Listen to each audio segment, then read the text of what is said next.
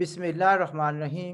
दोस्तों साथियों, डॉक्टर शबीर चौधरी की तरफ से आप सबको अस्सलाम वालेकुम and very good afternoon from London. जनाब, आज हम बातचीत करना चाहते हैं पाकिस्तान के ताज़ा जो हालात हैं, जो सूरत हाल है काफ़ी गंभीर है। और मेरे पास एक साथी हैं, काफ़ी दफ़ा तशरीफ़ ला चुके हैं, तनवीर ज़मान ख़ान साहब, जो कि एक तजिया नगार भी हैं, राइटर भी हैं, पॉलिटिकल एक्टिविस्ट भी हैं, और इनका तल्लुक भी लाहौर से है और ज़्यादा गड़बड़ जो है लाहौर में है। तो हम तनवीर साहब से बात करते हैं। तनवीर साहब, welcome to my show. Thank you very much doctor साहब। जनाब, ये बताएं कि क्या हो रहा है पाकिस्तान में इस वक्त। तो भाई ज़ाहिर है कि सूरत हाल बड़ी तेज़ी से बदल रही है, और कोई कुछ कह रहा है, कोई कुछ कह रहा है। लाहौर में भी मैदान जंग तो एक लिहाज से लाहौर बना हुआ था।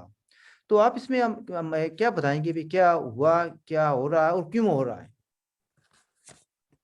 देखिए जी, जो हो रहा है वो तो खबरों में कुछ आ रहा है, कुछ नहीं आ रहा, लेकिन ये क्यों हो रहा है ये मेरा ख्याल है ज़्यादा इम्पोर्टेंट है सारे सूरत हाल का एक एनालिसिस के लिए, कि हमें अंडरस्टैंडिंग हो कि ये सारा कुछ क्यों हो रहा है और हम जा किधर रहे हैं। हम्म। इसका जो ताल्लुक है वो तो पाकिस्तान की उन सारी बुनियादों के साथ भी है, जो कि शुरू से पाकिस्तान की सारी एक इसकी एक जो इन्होंने अपने आप को नजरियाती सियासत बनाया और पाकिस्तान को इस्लाम के लिए बनाया, ये सारे उसी के शाखसाने हैं।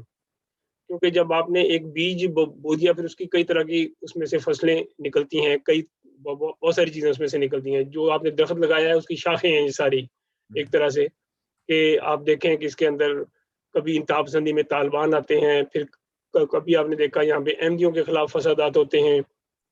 फिर आपने देखा कि जब 77 के अंदर निज़ाम मुस्तफ़ा के नाम पे तहरीक चलाई गई, लोगों ने बड़े जनाब शहीद होने के लिए नीला गुंबद लाहौर जा रहे हैं, और उनको दावतें दी जा रही हैं कि जी आपके लिए एक एक गोल्डन अपॉर्चुनिटी है कि आप शहादतें यहाँ पे जाके लें।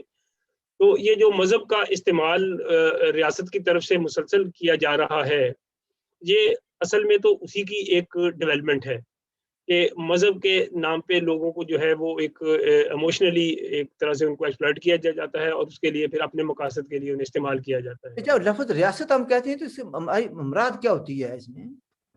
देखिए जी, रियासत जो है वो उसमें तो ज़ाहिर है ये हुकूमत भी है, रियासती इदारे भी सारे उसमें शामिल हैं। उसके अंदर उसके अंदर हमारी आर्मी फ़ौज भी है, उसके अंदर हमारी ब्यूरोक्रेसी भी है, अदलिया भी है, ये सारे मिलके ही एक अच्छा, नहीं, यहाँ पर मैं असल में वैसे मैं ये करना चाहता हूँ। देखिए, विरासत में तो बहुत सी चीज़ें आ जाती हैं, different organs of the government and state है। जी, लेकिन जी। आया ये मसलन क्या अदलिया भी आती है, तो क्या अदलिया का इसका रोल है? क्या इसमें गवर्नमेंट का कोई रोल है, या देखिए जी, हर एक ने अपने-अपने वक़्त में रोल अदा किया है। ये आप कहें कि सारा रोल आज ही हो रहा है, ऐसा नहीं है। हर एक ने अपने-अपने वक़्त में अपना-अपना रोल अदा किया है, और अल्टीमेटली से सारी जो तबाही है, ये सारी सबने मिल के की है। किसी ने किसी वक़्त में की है, किसी ने किसी वक़्त में की है, लेकिन इन सारों के अंदर मुसलसल जो एक रोल है, वो हमारी एस्टेब्लिशमेंट का, जिसको हम जिसमें बड़ा इदारा फ़ौज है और बाकी कुछ लोग हैं। और ये सारा उन्हीं का बेसिकली उनके उनके हवाले जो वो एक उनको एक रूल करने का एक क्या कहते हैं, एक ज़ायक़ा आ गया है, वो उसको उससे निकलना नहीं चाहते।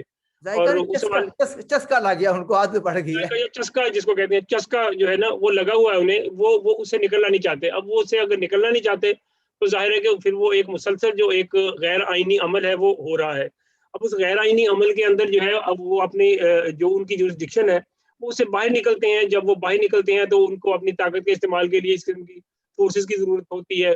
उन्होंने कभी तालिबान बनाए, कभी ये असल में सारा जो है ना, मैं समझता हूँ ये आप देखिए कि पहले इन्होंने हिंदुस्तान के साथ जंगें की। हिंदुस्तान के साथ कि हमला करेंगे, हम ले आएँगे, इन्होंने जंगें की उनके साथ। उसके बाद इन्होंने उस मौक़िफ़ को चेंज किया, फिर इन्होंने एंट्रीज़म का सिलसिला शुरू किया, कि इन्होंने जिहादी वहाँ पे भेजने शुरू किए, सारा सिलसिला शुरू किया। प्रॉक्सी भेजना शुरू किया। प्रॉक्सी जो जो इन्होंने प्रॉक्सी सारा जो है ना, जो एक इन्होंने जिहादी वहाँ पे भेजने का सारा सिलसिला शुरू किया, वो उसने उसने एक तवील अरसा जो है पाकिस्तान को बहुत सारे मसाइल से भी दो-चार किया। उस अरसे के अंदर जो तंज़ीमें बनी, अब एस्टेब्लिशमेंट को समझ आ रही है कि शायद वो भी रास्ता रॉन्ग था। अब वो अपने तौर पे उन्होंने कोई दोस्ती के, जैसे आपने पिछले 2 डेढ़ हफ्ते पहले आपने देखा भी था कि वो जनरल साहब ने एक स्पीच की और उन्होंने कहा कि हम इंडिया के साथ दोबारा से मामला शुरू करना चाहते हैं, माज़ी को भूलना चाहते हैं, ये वो उन्होंने बातें की। लेकिन इट्स टू लेट, क्योंकि आपने जब एक तवील अरसा वो आपने वो सारी जो एक प्रॉक्सी वॉर के लिए जो आपने तंजीमें बनाई, वो तंजीमें उस वक्त तो आप बाहर भेजने के लिए बना रहे थे। जब आपका बाहर भेजने का सिलसिला आपने देखा ये अच्छा नहीं है, इसका हमें नुकसान हो रहा है या कामयाबी नहीं हो पा रही, फिर वो तंजीमें जो आपने बना दी थी उन्होंने उन्होंने वही जहाज अंदर की तरफ ले आए, वो पाकिस्तान के अंदर होना शुरू हो गया। अब वो तंजीमें जो आपने पाकिस्तान के अंदर बनाई थी वो पाकिस्तान के अंदर अब इक़्तिदार की तरफ उनकी निगाहें हो गई हैं। इससे पहले आपने देखा था सिपाही साहबा का रोल क्या था, इससे पहले आपने देखा तालिबान जो टीटीपी थी, अब टीटीपी के साथ भी इनका एक देखे ना, जो इन्होंने रोमांस चलाया, सारे सिलसिले किए, उसके बाद उनके कैदी भी छोड़ देते थे, उनके लोगों को पकड़ते नहीं थे, हालांकि वो आगे इनके बंदे भी मार के जाते थे, हत्ता कि वो इनके फौजी ठिकानों पे भी हमला करते थे, फिर भी उन्हें छोड़ दिया जाता था। तो ये एक अपने तौर पे मैं समझता हूँ एक इतना क्रिमिनल सारा एक एक्ट होता रहा है मुसलसल, कि उसके नतीजे में ये जो तहरीके तालिबान है वो एक उस वक्त एक देवबंदी स्कूल ऑफ थॉट को इस्तेमाल किया जा रहा था और वहाबी स्कूल ऑफ थॉट को इस्तेमाल किया जा रहा था। अब इन्होंने शिफ्ट किया कि हम इनको बरेलवी स्कूल ऑफ थॉट को इस्तेमाल करें। अब बरेलवी स्कूल ऑफ थॉट जो है उसकी तो पाकिस्तान के अंदर मेजॉरिटी है, पंजाब के अंदर उसका एक बहुत बड़ा हिस्सा है, 65% के करीब पंजाब में बरेलवी स्कूल ऑफ थॉट के मसलक के लोग रहते हैं। तो जब आपने उनको इस्तेमाल किया तो उस वक्त तो आपका ख्याल था कि जिस तरह से हमने पहले तालिबान और इनको जो वहाँ पे ऑर्गेनाइजेशनें थी, जो टीटीपी और दूसरी सारी एक्सट्रीमिस्ट थे, उनको हमने मार लिया था, हम इनको भी मार लेंगे, जब भी जरूरत पड़ेगी इनको दबाना को मुश्किल नहीं होगा। लेकिन ये जो टीएलपी है, अब टीएलपी ने लबैक ने जो काम शुरू किया है, इन्होंने वहाँ पे एक डेमोक्रेटिक प्रोसेस के अंदर भी हिस्सा लिया है। ये हमेशा इलेक्शनों के अंदर हिस्सा ले रहे हैं, जो पाकिस्तान का जिस किस्म का भी डेमोक्रेटिक निज़ाम है वो उसके अंदर बहरहाल वो मौजूद हैं। उसमें भी ये कहा जाता है ना कि ये जो वो इस्टेब्लिशमेंट जो सारी जो बातें आपने बयान की हैं कि रूल हमेशा इस्टेब्लिशमेंट कर रहा है। अभी भी ये जो इलेक्शन वाली बात आपने की है, इसमें भी लेबैक वालों को वही लेकर आए थे ताकि रिजल्ट्स को इन्फ्लुएंस किया जी, जाए। मैनिपुलेट किया जा सके, बिल्कुल। वहाँ पे उस पे मुस्लिम लीग का जो है वो सारा जो उनका वोट बैंक है उसमें से, क्योंकि ये सारे मुस्लिम लीग में भी थे बहुत से लोग, इनके और जमातों के अंदर भी इनके लोग थे सारे मजहबी हवाले से। बरेलवी तो हर जगह पे हो सकते हैं, लेकिन है कि जब एक बरेलवी जमात आ गई, अलहदा बना दी, तो इनमें से बहुत से लोग निकल के आ गए, लेकिन स्टिल जमातों के अंदर भी इनका बहुत बड़ा हल्का मौजूद है। उसकी आपने उसका सबूत देखा कि आज मुस्लिम लीग के अंदर से भी जो है ना वो टीएलपी के सपोर्ट में आवाजें उठ रही हैं, और लाहौर के अंदर तो ये इनका जो पीटीआई का एक बहुत बड़ा हल्का है वो भी इस वक्त न सिर्फ टीएलपी की सपोर्ट में निकल रहा है, बल्कि वो बहुत सारे फैसलों से उनके खिलाफ उन्होंने बगावत तक का भी ऐलान किया है कि अगर जरूरत पड़ी तो हम पार्टी छोड़ के हम उधर जाएंगे। तो ये एक तरह की दरारें पड़ रही हैं सोसाइटी के अंदर, जो तकसीम हो रही है, ये तकसीम एक जो है ये एक बहुत बड़ा एक नुकसानदेह का काम हो रहा है। ये इससे जो है आपने बगावत का जिक्र किया है, बगावत का जिक्र किया, यानी ये तो मैं आपसे इत्तेफाक करता हूँ कि इनका काफी गहरा असर है खासतौर पर पंजाब में। लेकिन ये जो मैंने कुछ वीडियो मैंने देखी हैं जिसमें आर्मी वाले जो है ना वो भी नौजवान वो एक ऐसे आर्मी वालों को चैलेंज कर रहे हैं कि अगर आपने ये न किया तो बगावत हो जाएगी। तो क्या इसका भी कोई खतरा है कि यानी ये इसके डीप रूट्स हों? देखिए, जब वो तमाम इदारों में मौजूद हैं तो जाहिर है कि आर्मी के अंदर भी हैं, अगर वो ब्यूरोक्रेसी में है, अदलिया में है, सियासी पार्टियों में है, पुलिस में है, तो वो फौज में भी है, तो हर जगह होंगे। अब ये जो मजहबी लोगों की जो कमिटमेंट होती है, वो पहली कमिटमेंट उनकी, जब आप मजहबी लोगों को मजहबी बना देते हैं, फिर उनकी कमिटमेंट मुल्क से या लोगों से, इदारों से नहीं होती। सबसे पहली उनकी अवलीन जो कमिटमेंट होती है वो मजहब के साथ होती है। तो उस हवाले से मुझे एक दफा एक अहमदी से बात करने का इत्तेफाक हुआ इस तरह से, तो वो फौज में था, तो मैंने उससे पूछा, भाई तुम्हारी प्रमोशन क्यों नहीं होती? उसने कहा, भाई ये प्रमोशन जो है ये एक लेवल के बाद वो काफी हायर उस पे था, लेकिन उसको मजीद आगे जाने के लिए वो उसके अंदर वो सारा मेरिट्स में आ रहा था, लेकिन उसको आगे जाने नहीं दिया जा रहा था। तो मैंने उससे पूछा कि भाई ये क्यों, आपको ये आगे क्यों नहीं जाने देते? उसने मुझे एक वाकया सुनाया। उसने कहा, जी मेरा इंटरव्यू हुआ तो मुझे सवाल किया गया कि अगर आपको हिंदुस्तान के साथ आपकी जंग हो रही हो या किसी और के साथ जंग हो रही हो, तो आपको एक तरफ से जंग ना करने का जनरल कहे और जंग करने का आपका खलीफा कहे, आप जनरल का हुक्म मानेंगे या खलीफा का हुक्म मानेंगे? तो कहता मैं खामोश हो गया। तो ये एक मतलब है, ये एक ऐसा क्वेश्चन था जो कि जिसने उसके जहन के अंदर कि वो एक सवाल है कि यकीनन वो खलीफा का हुक्म मानेगा, अगर खलीफा उसे कहे जंग करो या ना करो, तुम बगावत का करो या ना करो, वो खलीफा का जो एक हुक्म है वो ज्यादा उसकी अहमियत है, प्रायोरिटी देगा उसे। तो ये एक उसका मतलब उसने अपना एक रीजन बताया कि जो उसकी प्रमोशन नहीं हो रही, उसका रीजन बुनियादी तौर पे ये है। उसमें तो इसमें यही सूरत अगर आप यहाँ पे अप्लाई करें। हाँ, बिल्कुल आप ये कह रहे हैं तनवीर साहब, कुछ लोग ये कह रहे हैं कि ये जो मसलक की तकसीम है, इसने सोसाइटी में हर जगह पर अपना मुकाम बनाया हुआ है, और जो आर्म्ड फोर्सेस हैं उनमें भी मसलक की लेवल पर शायद ज्यादा विजिबल ना हो, लेकिन तकसीम मौजूद है। जी, ये हमारे यहाँ तो आपने देखा होगा कि हमारे आम तौर पे इदारों के अंदर, आप इदारों में आप देखें कि आपको ब्यूरोक्रेसी में जाएँ, कहीं काम करवाने जाएँ, अगर आप शिया हैं फॉर एग्ज़ाम्पल, अहले तशरीह हैं, और आप किसी शिया अफ़सर के पास चले गए हैं, वो आपको out of the way favour करेगा। अगर आप किसी देवबंदी के पास चले गए हैं, वो भी देवबंदी है, तो आपको फ़ेवर मिलेगी। ये एक तक़सीम जो अपने तौर पे मौजूद है, ये एक प्रेफ़रेंसेस जो हमने एक बनाई हुई है, इस तरह से तो बहुत ज़्यादा तक़सीम मौजूद है। अब ये तक़सीम जो है उसको एक सियासी उसका जो है ना वो सारा सिलसिला बन गया है। अब सियासी सिलसिला जब बना है तो ज़ाहिर है उस तक़सीम के अंदर जो है वो एक शिद्दत आ गई है। अब वो सोसाइटी के अंदर जो है उसके अंदर एक कोई पता नहीं है कल, अब आप देखिए मैं आपको मिसाल देता हूँ। ये अभी नया फिनोमेना है जो हमारे सामने अभी डेवलप हो रहा है कि कोई शख्स जो भी तकरीर करने के लिए पार्लियामेंट के अंदर उठता है या जलसे में आता है, वो सबसे पहले अपने आप को वो अपने आप को साबित करता है कि मैं बड़ा अच्छा मुसलमान, नमूसे रसालत का मानने वाला, और मेरा खानदान, मेरे बच्चे, मेरे माँ बाप सब रसूल करीम की इस नमूस पे वो फिदा होंगे, कुर्बान होने के लिए तैयार। जब आप इस तरह का एक माहौल, आपने कल्चर पूरा चेंज कर दिया। आप देखें कि आपने लोगों का एक बयानिया जो है ना उसके अंदर एक नई चीज आ गई है। ये मैं समझ टीएलपी की कामयाबी है कि उन्होंने कम से कम इतना तो कर लिया कि अब हर बंदे को अपने आप को अच्छा मुसलमान साबित करने के लिए अपनी बात शुरू करने से पहले ये साबित करना पड़ता है कि मैं आपसे कम मुसलमान नहीं हूँ, और मेरी जान माल निसार हर चीज जो है ना वो अपने मजहब के ऊपर, मेरे ईमान के ऊपर वो कुर्बान है। अब आपने जब आप तनवीर साहब, आपने बड़ी अच्छी बात कही है। हम चूंकि इससे गुजर चुके हैं भाई, हमें हमारे अक्सर लोग और हमें भी बाज़ औक़ात अंडर प्रेशर ये कहना पड़ता था, देखिए जी हम खुद मुख्तार कश्मीर चाहते हैं, लेकिन हम पाकिस्तान के दुश्मन नहीं हैं। हालांकि पाकिस्तान हम पर काबज़ है, देखिए जी हम पाकिस्तान एंटी पाकिस्तान नहीं है। तो मतलब नहीं, ये वो तो सियासी बात है ना, वो तो सियासी बात है। या मजहब के साथ जब आपको आपको मजहब के अंदर अपना एक जो दिखाना पड़ता है हर जगह पे कि जी मैं मुसलमान हूँ, मैं सारा सिलसिला ये। अब आप कल की वजीर आजम इमरान खान साहब की स्पीच देख लिया, उन्होंने आगे सबसे पहले तो ये कहा कि जी हमारे और टीएलपी के मकासद जो है वो सेम है। अब अब आप उनके एक वीकनेस की इंतहा देखें कि वो वजीर आजम जो कि क्या वो अब वो खुद भी मदीने की रियासत बना रहे हैं, और टीएलपी वाले भी मदीना ही बनाना चाहते हैं।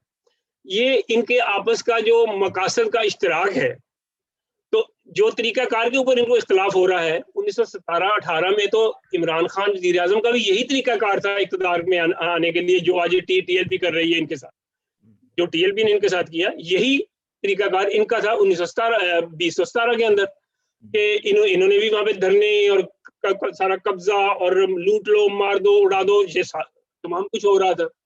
तो जब आपका इसका मतलब है आपका असल में तरीकाकार भी यही था, तो फिर आपको ये पीटीआई बनाने की जरूरत क्या थी? आप वो अच्छे मुकर्रर थे, ये इनके जो थे हजरत खादम हुसैन रिजवी रहमतुल्लाह अलैह, उनको ज्वाइन कर लेते, उनके साथ आप जाके आप उनकी बैत करते, उनके साथ आप काम करते, लीडर वो भी थे, आप भी हो जाते, और आज वो फौत हो गए, तो साथ और आप दोनों लीडर होते उसके। आपके मुंह से खादम हुसैन रिजवी रहमतुल्लाह सुनकर अच्छा लगा, असर पड़ रहा सोसाइटी का। जी, वो सोसाइटी का असर नहीं जी, है ही ऐसे ही, वो रहमतुल्लाह ही है। अब देखें ना लोगों को क्या-क्या कुछ कहना पड़ता है, तो आप उनको रहमतुल्लाह नहीं कहेंगे तो और क्या कहेंगे? अब अच्छा आप उनको क्या अच्छा जी। मीर साहब, ज़रा थोड़ा सा मैं इसको मज़ीद आगे लेकर जाना चाहता हूँ।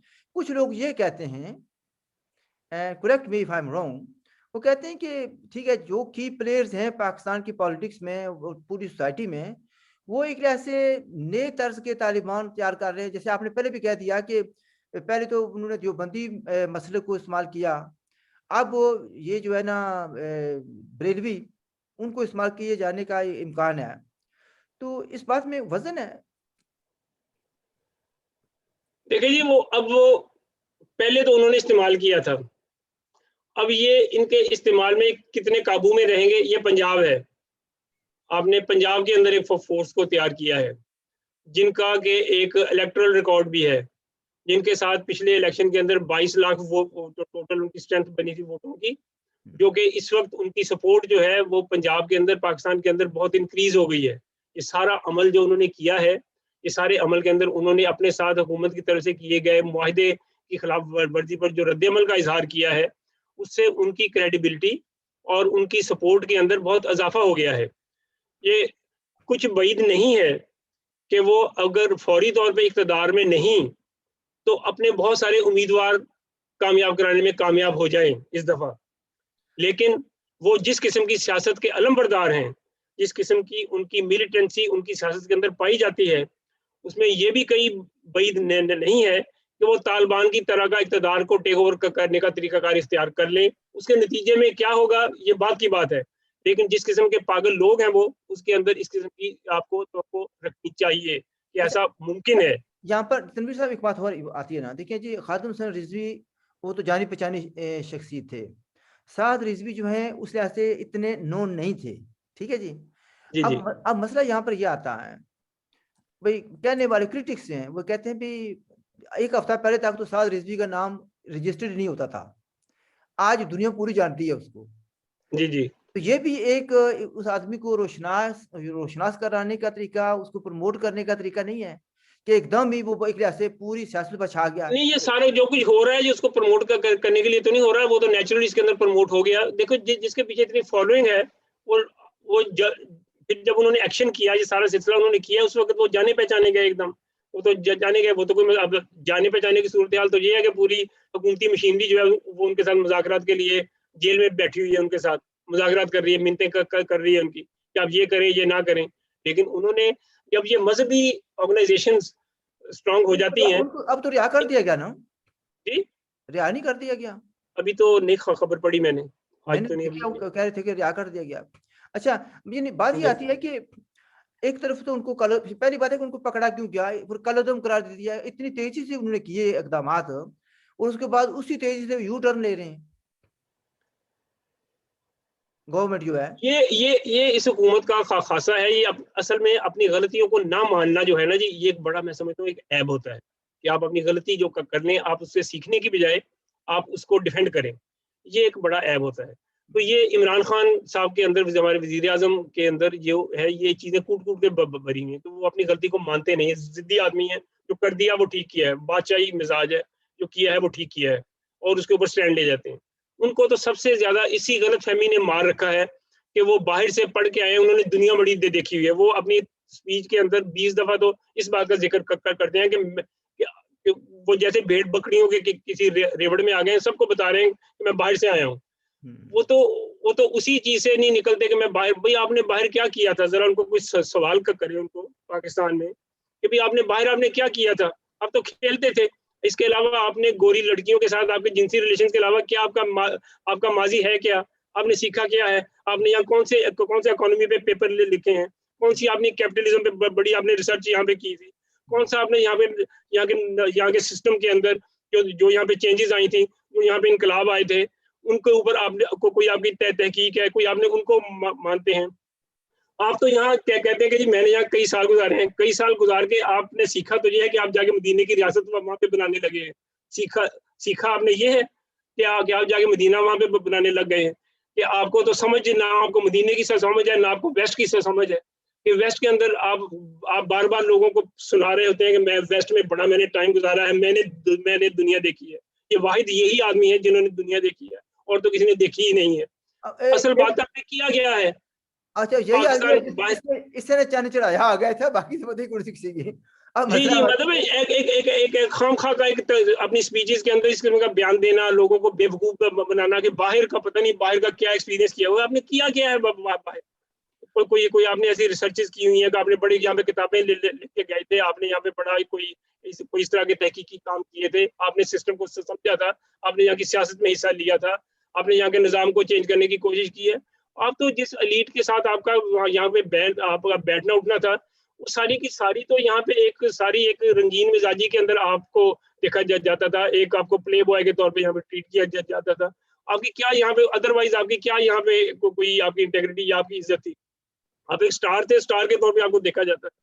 अब आप आज आप समझ रहे हैं कि आप बाहर से पढ़ के कुछ करके गए हैं, आप शायद कोई बड़े कोई फिलोसफर हो गए हैं। आपको तो किसी चीज़ का इल्म नहीं है, आपको तो वेस्ट के सरमायादारी निज़ाम का नहीं पता। कभी आप चीन का ज़िक्र करते हैं, फिर कभी आप मलेशिया का ज़िक्र करते हैं, फिर कभी आप बर्तानिया की डेमोक्रेसी का ज़िक्र करते कभी हैं। टर्की, आप कभी टर्की। हाँ। फिर आप तुर्की चले जाते हैं, फिर आप मदीना बनाना शुरू कर देते हैं, मदीने की राह बनाना शुरू कर देते हैं। आपको तो पता ही नहीं है किसी चीज़ का। आप तो डामाडोल पे फिर रहे हैं, आपको डेप्थ में किसी चीज़ का नहीं पता। आपके कान में स्टेज के ऊपर कोई आदमी आके बात बता दे, आप उसी को फौरी तौर पे ज़िक्र कर देते हैं। बाद में यू टर्न ले लेते हैं।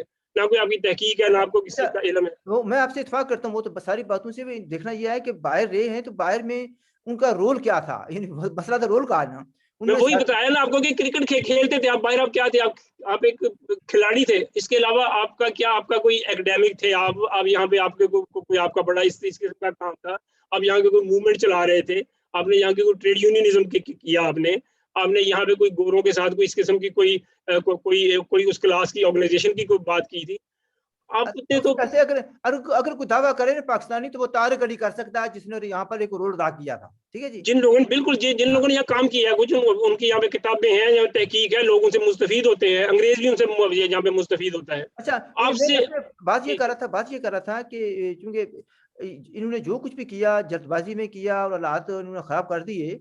तो मसलन अभी वो ले देकर क्या कहते हैं जी, जो आपने ठीक है, ये तकरीर तो ख़ैर उसकी मैं तो सुनता हूँ, तो इसमें इतनी कॉन्ट्रडिक्शंस होती हैं, सिवाय हँसी के कुछ नहीं होता।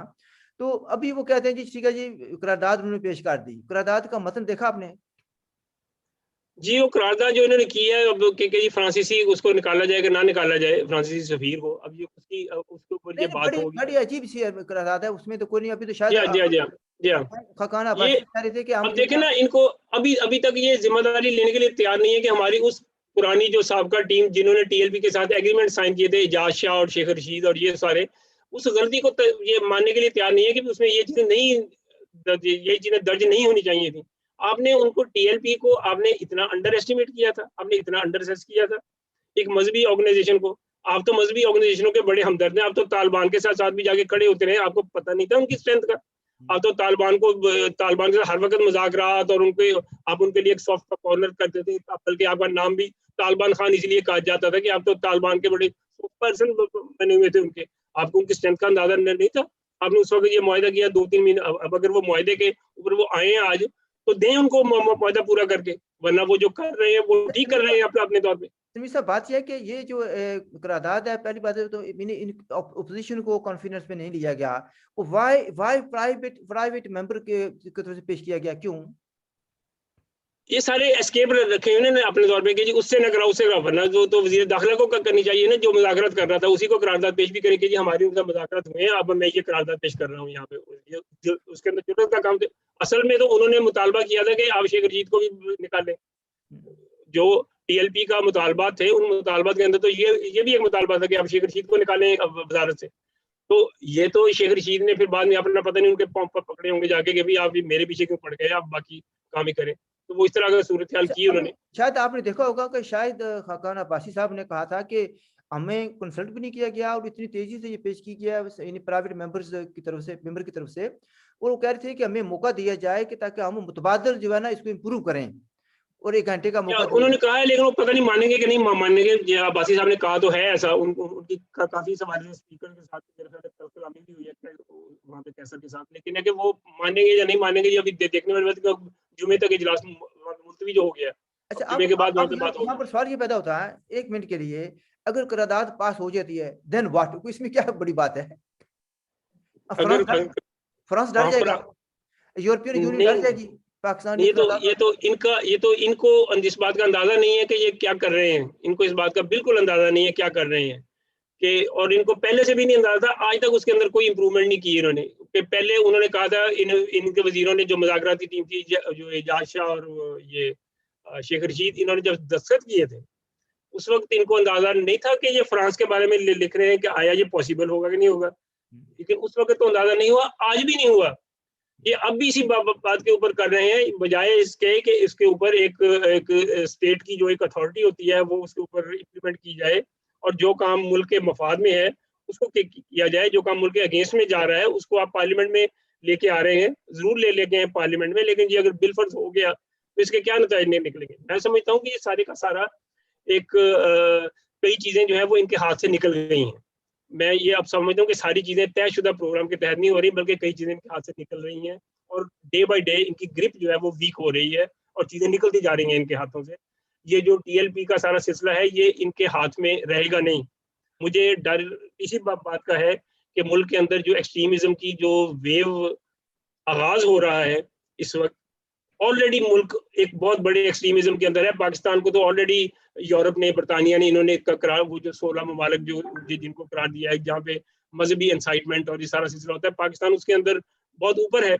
और पाकिस्तान के अंदर तो वो तो ऑलरेडी समझते हैं कि पाकिस्तान जो है वो तो एक मजहबी इंतहा पसंदी की एक तरह की अमाजगाह है और पाकिस्तान के अंदर से ये चीजें निकलती हैं। इसलिए अगर अब ये चीजें तेज होंगी, ये फ्रांस का सारा सिलसिला होगा, तो इसका मतलब है कि आप उन तमाम चीजों पे जो वेस्ट आपके बारे में सोच रहा है, आप उसके ऊपर मोहर लगाने लगे हैं कि हम वाकई ऐसे ही हैं। हमारे साथ आप हमारे साथ वही ट्रीटमेंट करें जो आपने अफगानिस्तान में किया था जब आप उसामा बिन लादेन को मिलने गए थे। तो ये सारी चीजें, इनको इस बात का अंदाजा नहीं है कि कारोबार तजारत तो इफेक्ट होगी ही होगी। पूरा यूरोप, पूरी EU इनके साथ बाइकआउट में निकल जाएगी अगर इन्होंने इसका कोई ऐसा स्टेप उठाया फ्रांस का, तो पूरी यूरोपियन यूनियन निकल जाएगी वहां से इनके हाथ से और सारे के सारे लोग इनके निकल जाएंगे और ये तो फाकों पे आ जाएंगे। अब दूसरी ये बात तो अपनी जगह पे है, लेकिन उसके साथ साथ अगर वहां पे इस किस्म की ताकतें, कुव्वतें स्ट्रांग हो जाती हैं तो ये बिल्कुल इस बात से ये इनको तवक्को रखनी चाहिए, पूरे तैयार रहे इस बात पे। जिस तरह से नेटो ने इधर उधर सारे सिलसिले किए थे, पाकिस्तान उससे दूर नहीं है और बचेगा नहीं। फिर ये इनको इन चीजों का अंदाजा नहीं है ये क्या कर रहे हैं। अच्छा, मतलब आपने कहा है कि गिरफ्त जो है ना हुकूमत की कमजोर होती जा रही है। कल पाकिस्तान लाहौर का एक साफी है, वो कह रहा था कि बल्कि क्लिनिकली वो कह रहा था कि हुकूमत की डेथ हो चुकी है क्लिनिकली, लेकिन अभी ऐलान होना बाकी है, इनके पास इख्तियार में कुछ नहीं रह गया, writ of the government is nowhere. तो अब मतलब नजर ये आ रहा है कि यानी इस वक्त वो अपनी हुकूमत को बचाने के लिए आत्मा मार रहे हैं। आप अग्री करेंगे इससे या नहीं? ये हुकूमत को बचाने के लिए नहीं कर रहे, ये हैं ही ऐसे। ये हुकूमत बचा नहीं रहे, ये हैं ही ऐसे। आप इनको ये बात ना समझे कि ये को बचाने के लिए कोई हथकंडे कर रहे हैं। नहीं नहीं नहीं, इनका मेक ही ऐसा है, ये सारा ये मेकअप ही ऐसा है, इसमें से कोई अच्छी चीज निकल ही नहीं सकती। ये इसी तरह के हैं, इसलिए इनको आप ये समझें कि ये अब कोई क्लिनिकली डेड हुए, पहले को बड़े लाइफ है। नो नो, इन्होंने डे 1 से जिस किस्म के बीज बोए हैं, जिस किस्म का सोसाइटी के लिए इनके दिमागों में विजन है, अपने बारे में जिस किस्म का खन्नास इनके दिमागों में है, जो एक नार्सिसिज्म इनके दिमाग के अंदर है, वो रंग ला रहा है। आज वो रंग ला रहा है, वो चीजें फल फूल देने लगी हैं। ये जो टीएलपी है, ये एक नया सायेदार दरख्त बनने जा रहा है। ये जिस किस्म की चीजें कर रहे हैं, इससे पाकिस्तान की इनकी लाइफ छोटी होगी या नहीं होगी, या क्लिनिकली मर गए या नहीं मर गए, सोसाइटी इससे बहुत आगे एक तबाही की तरफ जा रही है, जिसका इनको अंदाजा नहीं हो रहा। जिस किस्म के लोगों के हाथों में जाने के इम्कानात हो गए हैं, या जिस किस्म के लोगों की ताकत के जिसके आगे तमाम हुकूमती सियासी लोग हथियार डाल चुके हैं। एक तरह से हर सियासी फोर्स टीएलपी के साथ अलाइनमेंट की एक लाइन बना रही है। तो ये सारी चीजें जब ये बढ़ेंगी, जब कल को वो ईद के बाद वो लॉन्ग मार्च का ऐलान होगा, अब देखेंगे उस लॉन्ग मार्च के अंदर क्या रंग निकलेंगे और सोसाइटी में किस किस्म का एक खून खराबा होगा। इसमें एक बात ये नहीं आती कि एक हफ्ता या 10 दिन पहले जो पोजीशन थी, उस वक्त कह रहे थे कि नवाज शरीफ का बयानिया जो है जोर पकड़ रहा है, नवाज शरीफ जो है ना छा गया है पंजाब में। लेकिन इस हफ्ते में सिचुएशन बदल नहीं गई, जैसे आप ये समझें कि नई रीअलाइनमेंट नहीं हो रही टीआरपी के वाले से। मेरा ख्याल है नवाज शरीफ पीएमएलएन की पंजाब के अंदर तो अभी तक पोजीशन बेहद स्ट्रांग है। अभी ये कहा जाए कि वो टीएलपी उसको रिप्लेस कर रही है सियासी तौर पे, तो ऐसा नहीं है। मैं नहीं समझता कि इतना तेज काम, कोई ऐसा काम हो गया कि अभी वो अभी कौन से इलेक्शन होने वाले? अभी इलेक्शन तो नहीं होने वाले ना, इलेक्शन नहीं होने वाले। ये तो बात ठीक है, 2 साल में क्या डेवलपमेंट होगी, 2 साल में क्या होगा, वो तो मैं कह रहा हूँ खतरात बहुत ज्यादा है। इस किस्म की ताकतवर जमात जो है, अगर वो इतनी स्ट्रांग हो जाती है, जिस तेजी से स्ट्रांग हो रही है, उसके अंदर इनका इक्तदार में आना जरूरी नहीं है। अगर वो इक्तदार से बाहर बैठ के हुकूमत को, एस्टेब्लिशमेंट को घुटने टेकने पे मजबूर कर सकते हैं, तो वो कल को मजीद स्ट्रांग होके जो चाहेंगे वो होगा।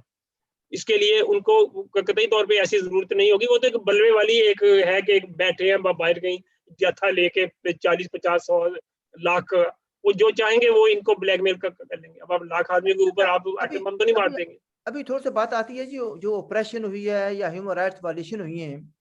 मतलब एक तरफ तो फौरन कह दिया गया, मैंने ऐसे भी देखे हैं कह रहे थे जी टीएलपी के पीछे राह वाले हैं। यानी एग्जाम लगाना तो पाकिस्तान में बड़ी आसानी सी बात है ना। अच्छा, जी राह जी वाले बैठे हुए हैं और ये पता नहीं क्या किसका एजेंडा लेकर जा रहे हैं। तो एक तरफ तो ये कह रहे थे कि ये गद्दार हैं, मुल्क दुश्मन है वगैरह वगैरह, फिर उस उन्हीं के साथ मुज़ाकरात कर रहे हैं।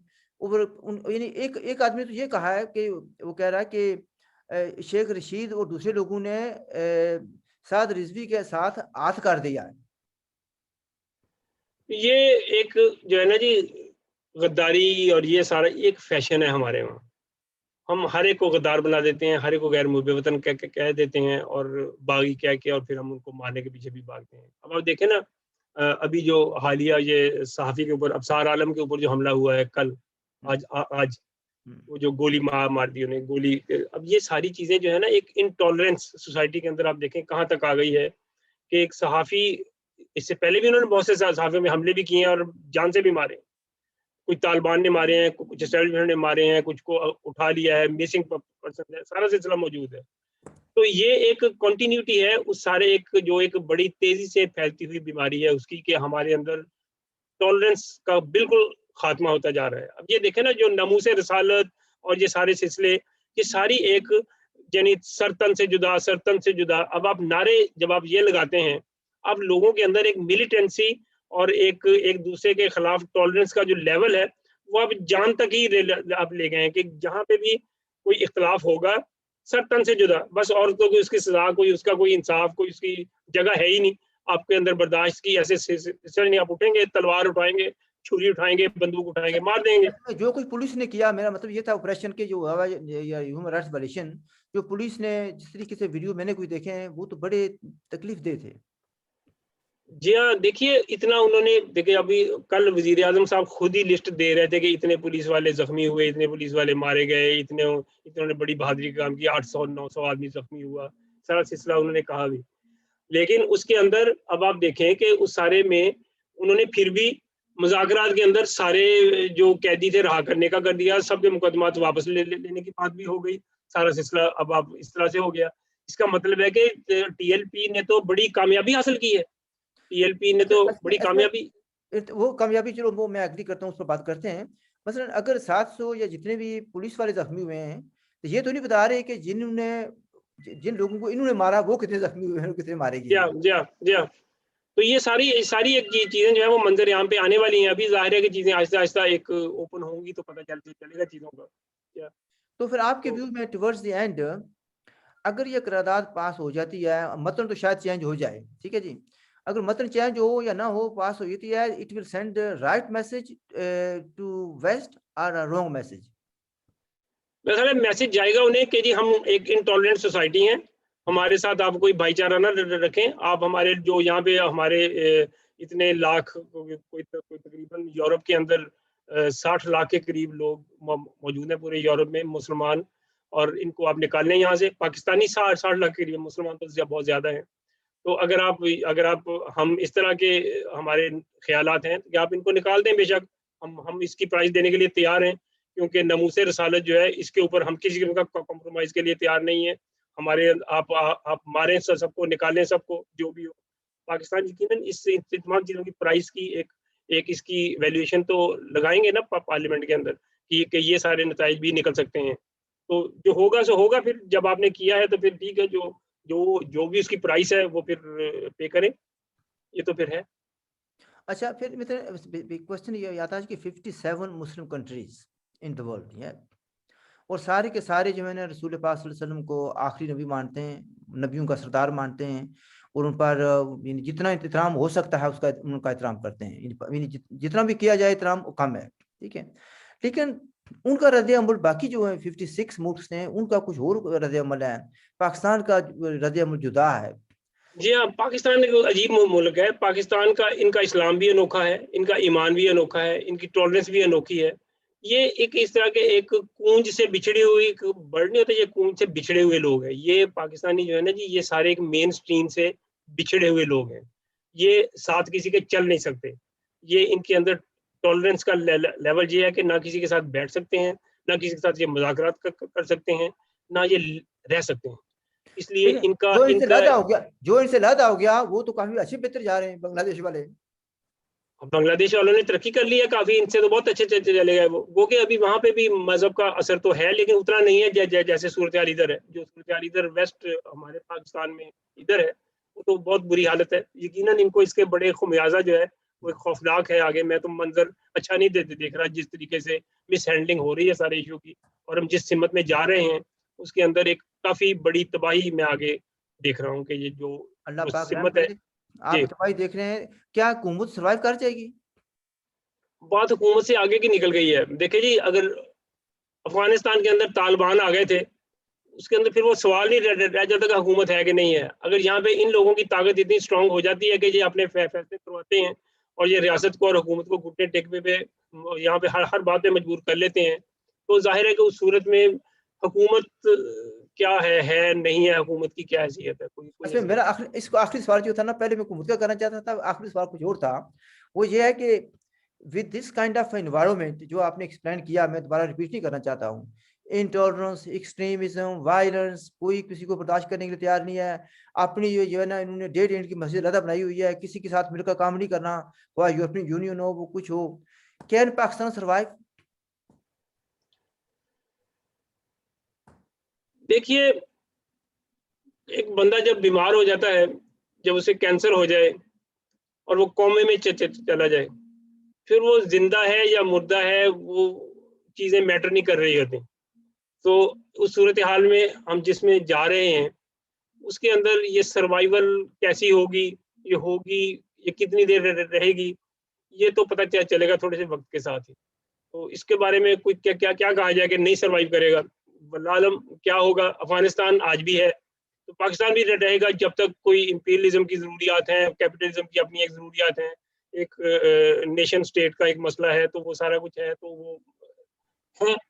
इसलिए इन चीज़ों के बारे में कोई ऐसी पेशगोइयाँ करना, ये कोई मैं समझता हूँ कोई इसका मैं कोई शेख रशीद भी नहीं हूँ कि मैं हर चीज़ों की पेशगोइयाँ ठीक। करूँ। अच्छा, नहीं, तो आप कौमे का ज़िक्र किया, कौमे तो नहीं गए, मैं तो नहीं गए ना अभी पाकिस्तान, तो अभी तो कौमे से पहले वाली सिचुएशन है ना?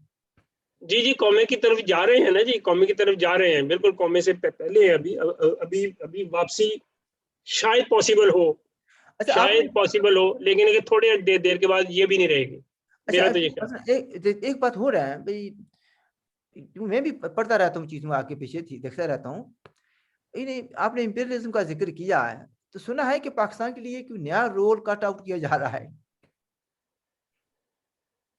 अ, देखिए पाकिस्तान एक स्ट्रेटेजिकली इम्पोर्टेंट जगह पे है, जहाँ पे चीन और अमेरिका के इंटरेस्ट जो हैं, दोनों के यहाँ पे आके एक जगह पे आके ठहरते हैं। हुँ। तो पाकिस्तान को यहाँ पे बड़ी दानिशमंदी की ज़रूरत है फ़ॉरेन पॉलिसी के हवाले से, जो कि बिल्कुल भी नहीं हो रही। ये कभी चीन के तरफ झुकाव दिखाते हैं, फिर चले जाते हैं आईएमएफ की तरफ, और ये इनके अंदर कॉन्ट्रडिक्शन है चीज़ों की। ये क्लियर पॉलिसी, एक बैलेंस्ड फ़ॉरेन पॉलिसी चलाने में काफ़ी नाअहल है। और इसलिए इसलिए जो रोल पाकिस्तान का आगे होगा, वो तो अब ये जो मौजूदा हालात बन रहे हैं, जिसके अंदर अगर टीएलपी के साथ एक ख़ास डेवलपमेंट होती है, तो अब देखेंगे कि पाकिस्तान का इमेज जो है ना, उसके अंदर एक काफ़ी तब्दीली आ जाएगी। और पाकिस्तान जो है उसके अंदर जो है वो एक चीज़ें दुनिया की निगाह में पाकिस्तान की जो हैसियत है, वो काफ़ी एक तरह से एक बड़ी एक तरह की हेट्रेड वाली भी हो जाएगी और खौफनाक भी हो जाएगी कि ये तो लोग और तरह के लोग हैं, इनके इनके साथ तो बैठना, बातें करना, मज़ाकरात करना, रिलेशन रखना, ये बड़ा मुश्किल हो गया है। क्योंकि जैसे-जैसे हम एक्सट्रीमिज़्म की तरफ जाएँगे, हम नॉन नेगोशिएबल होते जाएँगे। जिस तरह से उस नॉन नेगोशिएबल होने का सबसे बड़ा सबूत आप देखें, इस वक़्त ये फ्रांस के साथ सारा सिलसिला हो रहा है। जो दुनिया के पाकिस्तान के अलावा दीगर जो यहाँ पे मुस्लिम ममालिक हैं, उनके अंदर नहीं हो रहा है, ये पाकिस्तान के अंदर अनोखा हो रहा है। इसके नतीजे में पाकिस्तान एक नॉन नेगोशिएबल होता जा रहा है, और दुनिया के जो है वो समझ लिया कि ये इंतहापसंद स्टेट है और इसको उसी तरीके से ट्रीट किया जाए। वो फिर इसको रखा जाए या ना रखा जाए, ये फिर उनकी चॉइस होगी, ये फिर क्या होगा ये फिर देखेंगे। कि इनका एटम बम इनको बचाता है या इनको क्या करते हैं, पता नहीं। पर ये एटम बम को आप लोग बचाने की कोशिश कर रहे हैं, ये भी हो सकता है ना कि एटम बम आपको बचाएगा एटम या बम को तो बचा रहे हैं, लेकिन एटम बम इनको बचाएगा कि नहीं बचाएगा ये पता नहीं है। पता नहीं। अच्छा जनाब, लास्ट कोई मैसेज आपकी तरफ से, क्योंकि मैं इसको बंद करना चाहता हूँ, कंक्लूड करना चाहते हैं। जी, मैसेज तो कोई नहीं, ये सारा मैसेज ही है जो हमने दिया है, ये सारा बस मैसेज ही ये है है। कि लेट्स होप कि कॉमन सेंस जी, प्रिवेल्स जी, और जो स्टेबिलिटी आ जाए, जो या इनटॉलरेंस है अल्लाह करे वो खत्म हो जाए, लिव एंड लेट लिव वाली पॉलिसी जो है अपनाई जाए। ठीक है जी। जी, जी, बिल्कुल। ओके जनाब, thank you very much for your thank time you very much. And हम देखते हैं कि कल पता नहीं, आज अब जो बातें कर रहे हैं उससे कल तक ये इररेलेवेंट हो जाए सारी कोई पता जी, नहीं। अब बड़ी तेज़ी से तब्दीलियाँ आ रही हैं, दुरुस्त बात है। जी, जी। ओके जी, हमारी तरफ से नाज़रीन आपने डिबेट सुनी। आई होप कि you have learn something. I leave it at that end see you again with a new guest. हमारी तरफ से खुदा हाफिज़।